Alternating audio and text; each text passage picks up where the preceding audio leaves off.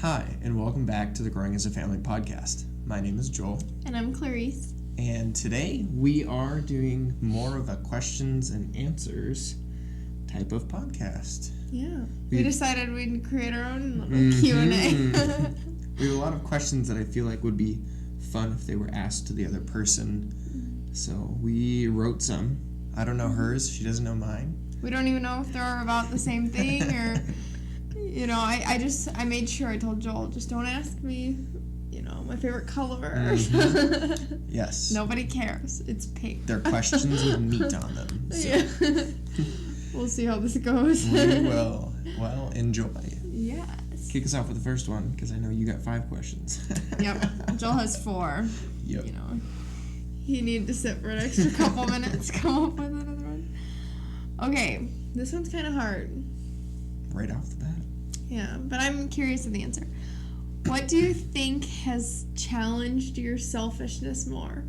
Marriage or parenting?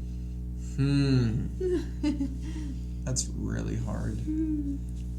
A little bit of backstory. When Clarice and I first got married, it was a few conversations that we had where both of us had the realization of like, wow, we are selfish individuals.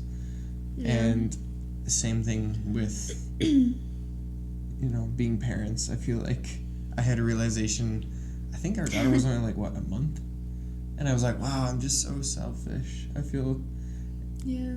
I can't do anything I want to do. It was a hard pill to swallow. Yeah. I would have to say probably parenthood. Mainly because you are caring for someone who's really small. And needy. They don't they're very needy. They don't know anything. You can't just tell them I'm gonna go do this, do your own thing. It's you gotta bring them along and you gotta help them out, and you did most of that for sure. I still went to work, and if you wanna, well, thank you. It was mainly your life that had to change a lot. But yeah, I feel like marriage is it really awakened us to our selfishness. I think marriage revealed a lot about myself I didn't know, and grew me as an individual with the help, through you. Yeah. But yeah, that's a good question. Thank you. I thought of it actually a couple days ago. Oh, really? I just wrote it down as a question I wanted to ask you. And then we decided to do this. I was like, perfect. How long do you think is too long to date? Ooh. Where you're really... Before you cut it off, or before you get married or engaged? Before, well, kind of both. Before you get engaged, what are you waiting for type thing. Before all right, something's got to happen here. Yeah, you hear oh, we've been dating for 8 years. That's not much of a hot take that's too long. Right. Well, it depends on the age, but I would say if you're, of age to get on with life, and I would say, I don't know, anything over 4 years. 4 years and over. I'm okay, you gotta start doing something now. It's been 4 years. Where's it going? If after 4 years you don't know whether you're going to be with this person for the rest of your life, or not spend the rest of your life. 4 years is a long time. Yeah. I could see the first 2 years, okay, yeah, they got their stuff going on or whatever circumstances, but yeah, I mean, usually that's pretty generous. I'm let's get the ball rolling. Well, I would agree with that too, but yeah. I would say if I hear someone's dating for 5 years, I'm okay, come on, dude. Something's gonna happen, or something should have happened. Yeah. That's my hot take. I guess it's different if you're in high school and you're waiting until you're out of college or something, but yeah, if it's way different if you don't know if you're gonna get married. I would be so shocked. What have you talked about these last few years? Right. Yeah. Or where are you headed? But yeah, I knew I was gonna marry you in within a month. Yeah. And you knew within a few months. Few months, yeah. Yeah. So, and if your end goal is marriage, which it should be, then you should know fairly soon what's gonna happen with your relationship. Yeah. If you ask the hard questions and really know the person's heart, I was only going to be with you if you were a Christian and were serious about it. So if you showed anything else, I'd be like, well, this isn't my husband. Right. That's true. Yeah. Don't waste your time. Don't waste your time. That's a good question.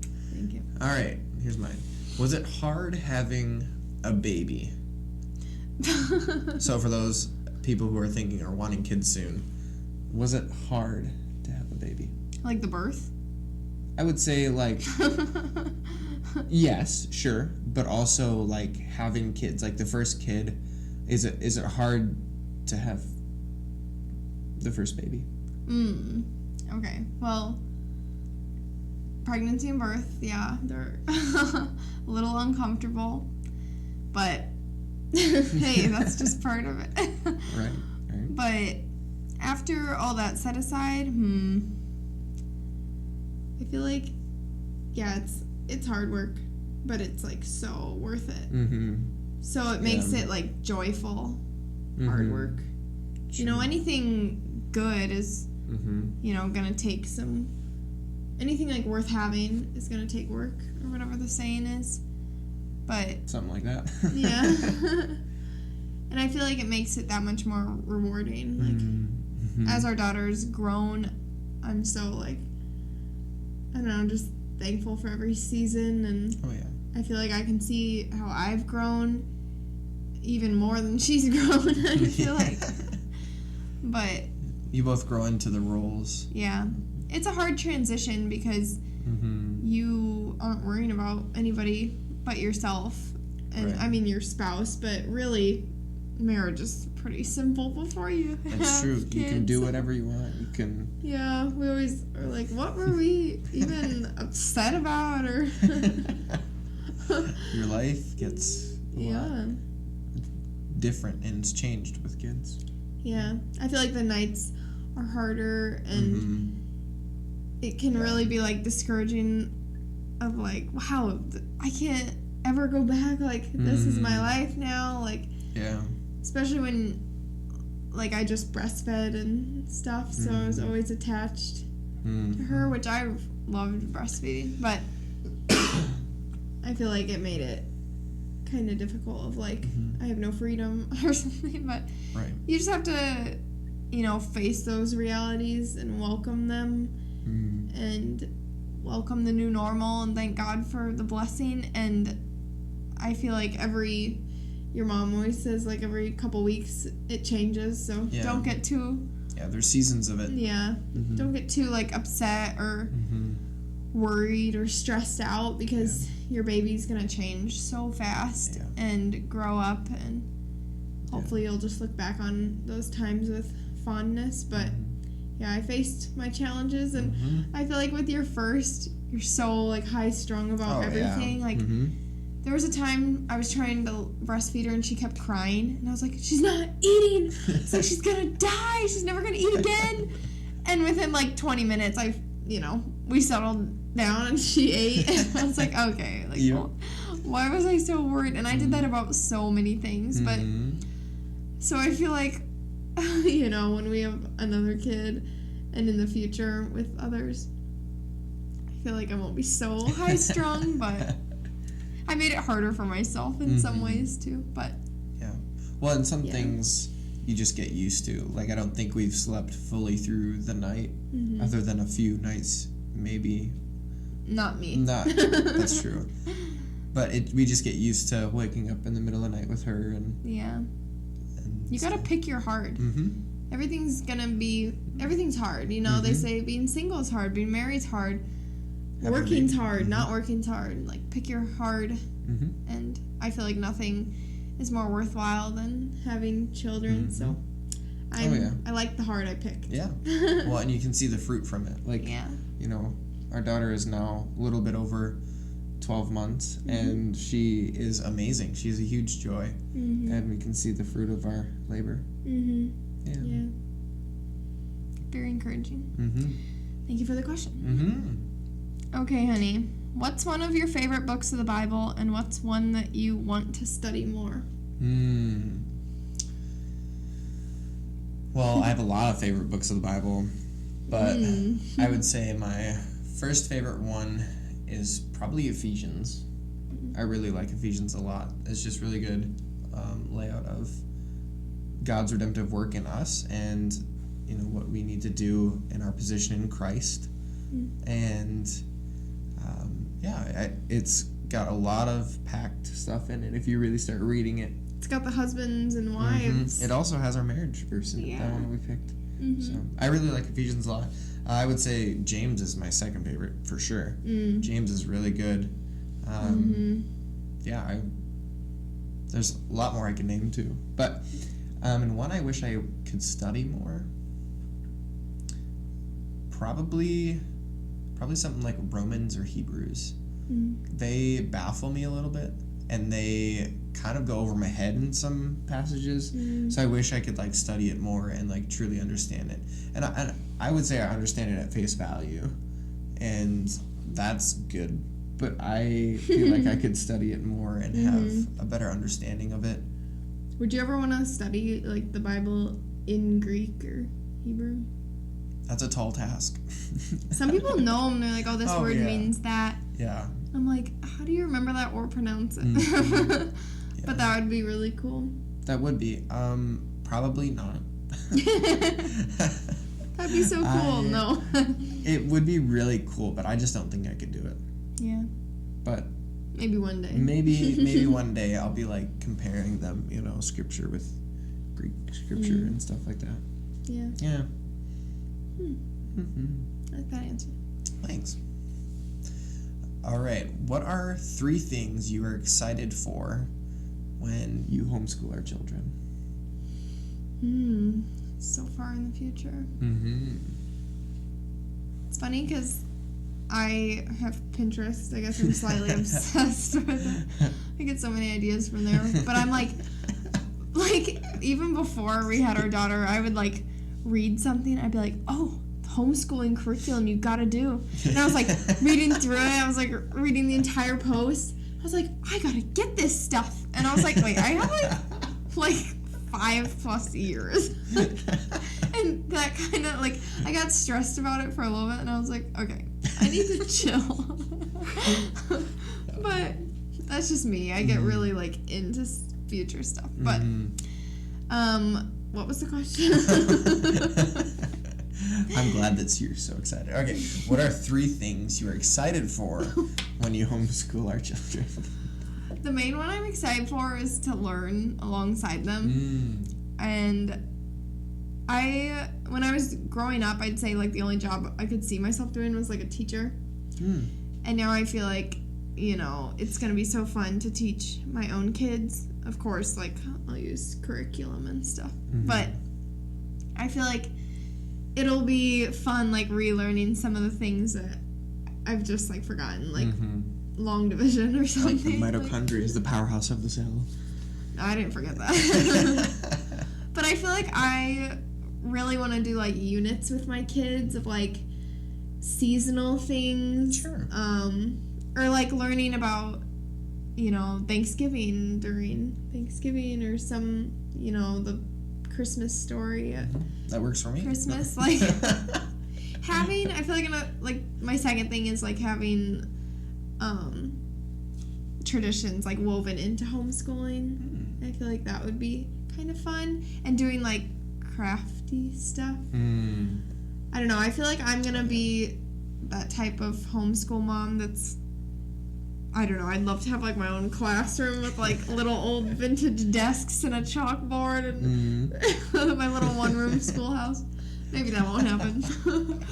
But I feel like it'd be cool to have like units where we all like come together and learn about like butterflies or something. Yeah, and that would be awesome. And I feel like another thing is like coordinating with like other moms and just having like building deeper relationships with other moms and their kids and then our whole families, and just having like a tight knit community and getting to do stuff like out in the community would be fun. Like you know, you can go on a field trip any day, and you can take your kids to the park on a nice day and have a picnic and learn about something. But That's how I was raised. I was homeschooled, and that's what my mom did. Yeah, and I wasn't homeschooled, so I have a lot of apprehension around it. I know I want to do it, but I'm always like, can I? Like, you know, being their teacher and, like, keeping their, like, records of their grades and, like, I don't know, like, and the different ages. Like, if all my kids were, like, the same age, I feel like I'd have an easier time. Maybe. But they're not, though. But, so but you're trying to teach, like, a 13-year-old and, like, a 5-year-old. But I'll cross the bridge when I get there. Yeah, definitely. But that was, like, 8 things. So. Well, I'm glad you're excited. I am excited. I feel like with our daughter at, like, 3, I'm going to be like, okay, let's start homeschool. But I really want to wait till she's, like, 5 plus. So. Well, you can do little things with her. Yeah, you know, like music and stuff cooking like that. and little life things. There you go. That's all you need. Perfect right there. Yeah. Exciting. Okay, honey. This is another, you know, thought for food. Food for thought. Thought for food. I love it. Do you think that... I don't know if this is a weird way to word it. Do you think that men being in community with other men is as much a priority for them as it is to women? Like, you know how women are always like, I need my girlfriends. Like, and like, I need women community. Like, do guys need that with men? I would say yes, but probably not to the same extent. Because how guys make friends, it's like you could see the same guy, you know, at the same spot at the same time 3 different days, and by the 3rd day you're probably saying something to him or waving hello, and then you see him a week later and you're like, hey, what's up? Like, you guys are kind of like buddies. That's how guys make friends. It's just like at an impasse, and like, you know, and then you bond over things that you relate in and that are common between you two. And so I feel like guys have more of a surface level relationship, and so I would say we probably, you know, we don't need as much of that deeper community as often as women do. And if it was, you know, gone, like I didn't have that, I feel like, yeah, I would crave something. I would, you know, need to be around other guys, or I need to be in like a study, you know, with guys. And I love that now. Like, I have, you know, Friday morning guys study, and we go through a book or a passage in the Bible or something like that, and I really love it. So if that was gone, I feel like I would miss it and stuff. But I know you're like, oh, I gotta see, you know, I haven't seen them in forever, and it's been like a week and a half. It's a long time. And so I think to that extent, I don't need it as much, but I would still, you know, I still need community with guys. And good community is hard to come by, so having good community is more life-bringing. You've built really good community. We have together, but you have good guy friends, which is awesome. Yeah, the Lord's blessed me with amazing friends. Yeah, He has. Yeah. So. I feel like I remember you saying, like, oh, all I needed is you, honey, like, that's fine with me, or something. Yeah.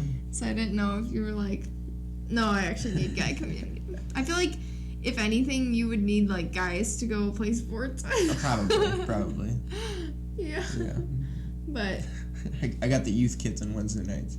Yeah, that's true. But yeah, that's a good question.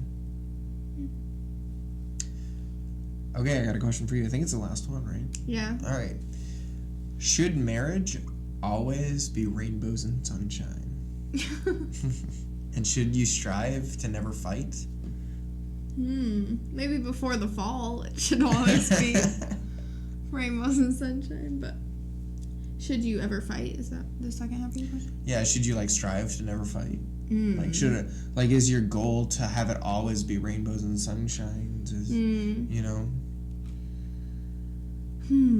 That's a loaded question. I feel like that is a big question. I feel like your goal in marriage should be to grow and to be like a godly wife or a godly husband, and in that comes a lot of refining and sanctification, and you know, you choose to be one together, so you're gonna do it together, like you're gonna grow together.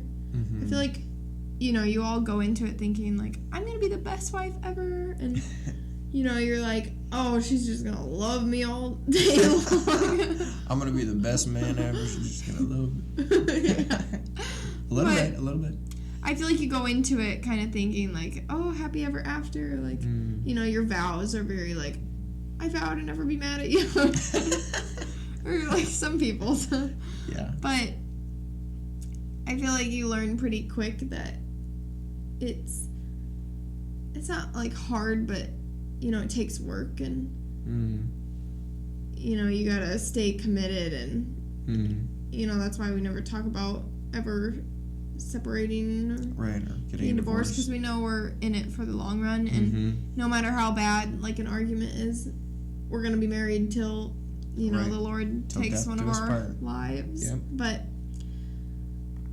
I feel like, I knew it wasn't always gonna be, like, rainbows and sunshine, but I feel like it is good to strive for unity and not arguing, and it's good to fight with integrity and like be a good fighter. Right, and fight with the goal to grow and not to tear down. Yeah, like, it's really important to listen before you talk, which is something that is hard we're both to follow. Bad Yeah. Yes. Called out. And we're both very stubborn, so that's been hard to navigate in arguing. But I mean, you're gonna have different ideas about stuff. Yeah. Someone's gonna have a rough day. Someone's gonna take something the wrong way, and so what? Never. I feel like your goal though should always be to, reconnect, come together, say you love each other, and learn to say you're sorry. And I don't know. Does that answer the question? Yeah, it does. Yeah, and you should, strive to grow with your partner, and if that means growing through a fight or a miscommunication, then that's. Yeah. I always said, sorry. No, go for it.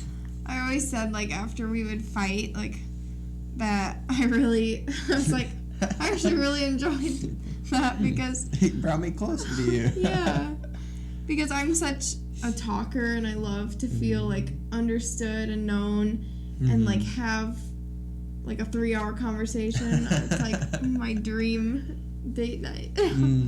So often when we'd fight and like express each of our sides and feelings in like a good way, I was like, wow, this is so like we're connecting.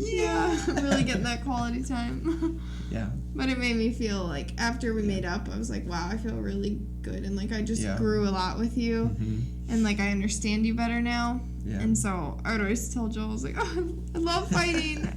And I hate it. Yeah, he's just like, I hate the icky feeling of like, oh, we're fighting. Yeah. Well, you just want to get out of it, and you want the rainbows. I do. Yeah. I mean, doesn't everybody? Yeah. Except me. like a cat. Just want to fight. Oh man. But. Well, do you have any other questions? Yeah, I do. Oh my. Yeah, remember I had 5. Oh. Okay. Honey, is it stressful to be the provider and protector? No. You always say, I don't get stressed. I really don't get stressed. Is it? Because I feel like if I was going into marriage and they're like, all right, you're the provider, you're the protector, have a good day, I'd be like, oh. Like, that's a lot of pressure.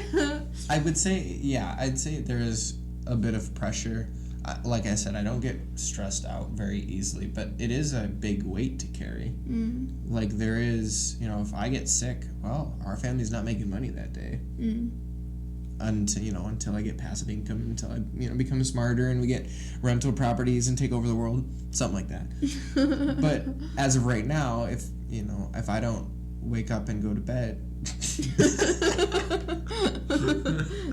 then you're dead. Go to work. Yeah. Then we're screwed. That's what he means. Yeah. if I like don't wake up and go to work, then our family's not making money that day. And so it is definitely, something that I have had to, muster a lot of strength and courage up to do, because it is a big load to carry for this family. But am I stressed about it? No, because I put myself in a good position. I put myself in a good career that has, growth, that has an incline of, the better I get at my job, the more I get paid. And I'm not saying that, if you're at a company that doesn't do that, it's a bad job. I'm just saying that, with our lifestyle and what we want to do, it aligns with where I'm working and what I'm doing. So that has been super nice. And honestly, that's an entire work by God. I could not do that on my own. So he is definitely at work in my life. Before I even, knew what I wanted to do, he had me on the right path. But some days I don't really, notice it. It's just what I do. It's my life, and it's what, it's what my role is in this family. So you really settled well into it. I didn't know if it was something that scared you before you got married, or if you were just like, oh, I know that's gonna be my role because that's what the Bible says, or what I saw my dad do, or if guys just kind of easily fall into it because that's your natural inclination is to protect. And there was maybe only 1 or 2 days when I was younger that I'm like, oh, I'm gonna be working for the rest of my life. Like, oh no, I can't play Legos all day. I don't want to grow up. So there is a little bit of realization, you're in the real world now. This is what real world men do. And I would struggle with that. I don't enjoy working. I'll admit it. But no, I would say I'm not stressed about it now. The Lord has us in an amazing position, and it's only by his will that we're doing it. But in answer to your question, no, not really. Cool as a cucumber. Would you be stressed if you were the homemaker? Yes, I would. What am I making for dinner? We gotta eat in 10 minutes. The helper. We couldn't switch spots. No, we couldn't. No. I feel like I could be bossy. No. I'm not bossy though. I'm the one getting bossed around. That is not true. It's true. No, it's not. But it would definitely be difficult, and I'm glad the Lord has us where he in our roles, because So those are some good questions that you have for me. Thank you. I'm sure I could think of other ones, but maybe we'll do another one in the future. Maybe we will. It's fun to pick each other's brains. It was. So I hope you enjoyed today's podcast. If you would like to read Clarice's blog, go to growingasafamily.com. There you can also look at the books we're reading, as well as the podcast. They are also on there. So without further ado, we'll see you next time whenever we decide to upload. Bye. Bye.